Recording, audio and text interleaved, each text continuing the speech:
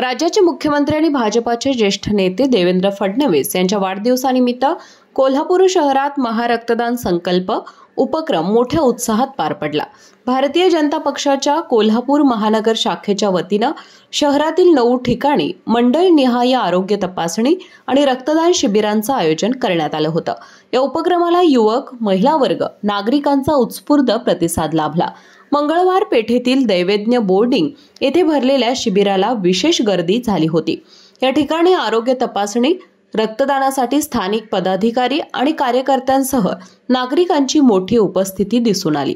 भाजपाचे जिल्हा महानगर अध्यक्ष विजय जाधव, दिलीप मैत्राणी, ॲडव्होकेट पवार, विशाल शिराळकर, भुरके माळी आदी मान्यवर यावेळी उपस्थित होते। महारक्तदान संकल्प अभियानात खासदार धनंजय महाडिक आणि मंत्री चंद्रकांत पाटील यांच्या मार्गदर्शनाखाली शहरातील 9 ठिकाणी रक्तदान शिबिरे घेण्यात आली।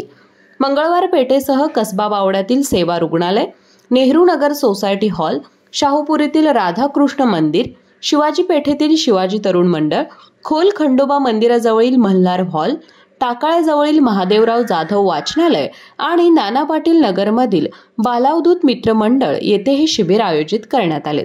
या शिबिरात शेकडो नागरिकांनी रक्तदान करून मुख्यमंत्री फडणवीस यांच्या सामाजिक कार्याला हातभार लावला।